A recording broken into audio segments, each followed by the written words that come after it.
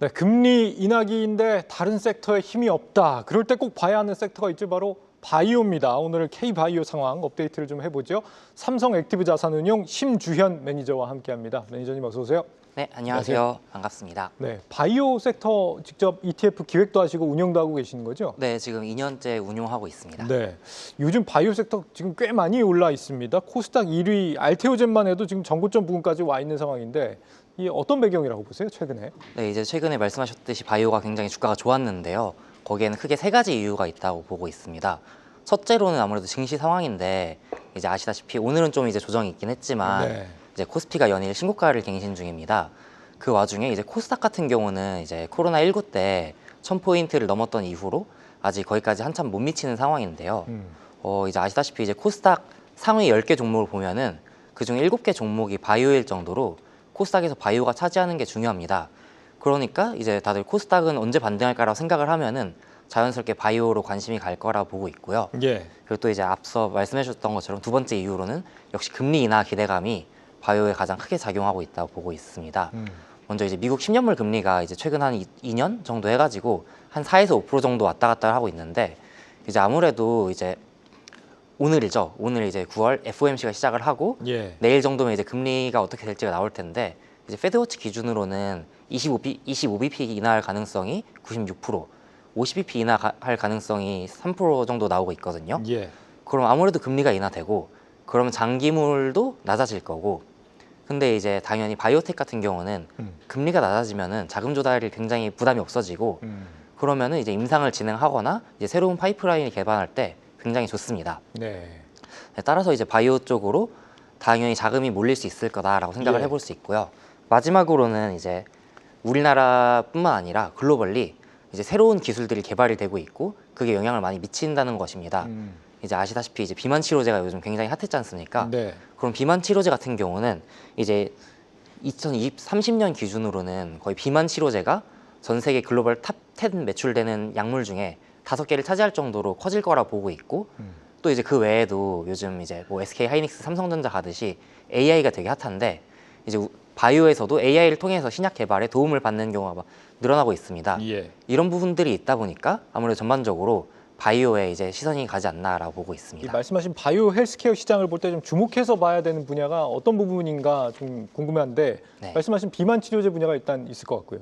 네, 먼저 우선 비만 치료제가 가장 중요한 분야라 봐주시면 될 것 같고요.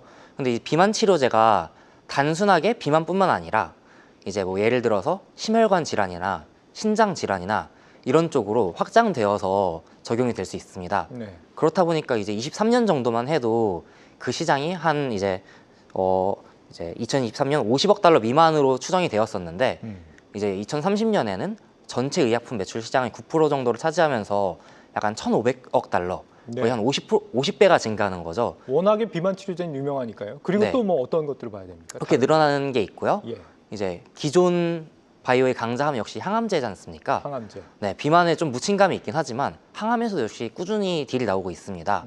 이제 최근 23년, 24년 하면서 ADC 관련해가지고 이제 딜이 많이 나왔었죠. ADC는 항치 약물 접합제라고 해가지고 이제 암 세포만을 타겟을 하여서 이제 공격을 하는 건데 예. 그쪽에서도 이제 뭐 M&A도 많이 나오고 라이센스 아웃도 많이 나왔고요.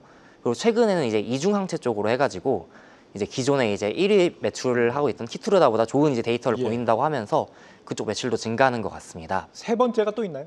아, 있습니다. 이제 다들 코로나19 때 mRNA 백신 맞으신 분들이 많을 텐데요. 예. 이제 RNA 치료제가 이제 굉장히 주목을 받고 있습니다. RNA 치료제 같은 경우는 기존에는 저희가 타겟을 간으로만 보낼 수가 있었거든요. 예. 그래서 좀 한정되는 부분이 있었는데 최근에는 이제 뇌로 보내거나 근육, 지방, 위 이런 다양한 부분으로 보내다 보니까 그 활용도가 늘어나고 있고 점점 이제 관심이 늘어난다고 봐주시면 될 것 같습니다. 유전자 기반 치료 뭐 이런 거잖아요. 예, 맞습니다. RNA가. 지금 워낙에 이제 그 바이오에 대한 뭐 시장 규모가 커지고 있다고는 하는데 보면은 실적도 좀 아무래도 바이오 하면은 좀 불분명한 부분도 있다고 생각이 들고 네. 투자하기 좀 너무 위험한 거 아니냐. 바이오 섹터 투자를 좀 꺼려하시는 분들 많이 계실 것 같은데 이런 부분에 대해서는 어떻게 보세요? 말씀하신 것처럼 이제 바이오라고 하면은 대표적으로 다들 생각하는 게 어느 날 갑자기 임상 실패를 했다라고 하면 주가가 큰 폭으로 하락을 하거나 아니면 어느 날 갑자기 이 회사가 관심도 없었는데 기술 이전을 뭐 크게 했다더라 하면서 주가가 큰 폭으로 상승하고 또 나는 가만히 있었는데 네. 해외에 비슷한 기업이 주가가 크게 움직였다라고 말을 들으면서 예. 국내 주가도 움직이다 보니까 그런 변동성이 단기적으로 굉장히 클 수밖에 없고 다들 바이오가 되게 위험한 산업이다라고 생각하시는 경향이 많아지는 것 같습니다. 네. 다만 근데 이제 장기적으로 보자면은 바이오는 생각보다 굉장히 방어적이고 근데 성장이 큰 산업이라 보실 수 있습니다. 먼저 아무리 불황이 와도 저희가 치료를 안 받진 않잖아요.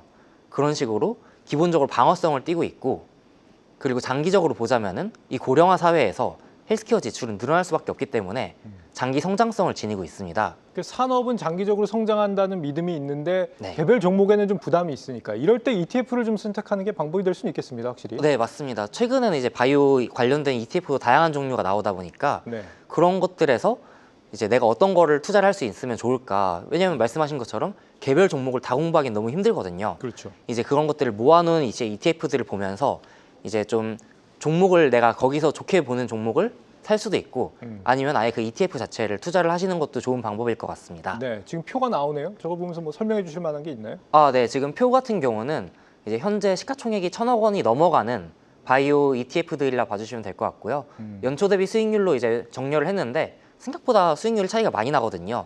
그런 부분들에 있어가지고는 각 ETF들의 어떤 종목이 있는지 확인해가지고 투자하시면 좋을 것 같습니다. 마침 이제 직접 ETF 기획 운영을 담당을 하시니까요. 네. 지금 심지어 지금 삼성 액티브가 운영하시는 건 액티브 ETF 아닙니까? 그만큼 네. 이제 종목을 넣었다 뺐다를 실시간으로 이제 하실 텐데 지금 어떤 기준으로 투자 종목을 선별을 하시는지 그게 좀 궁금합니다. 아, 종목을 선별하는 기준은 실은 뭐 한 가지가 있는 게 아니라 굉장히 다양할 수가 있긴 한데요. 네.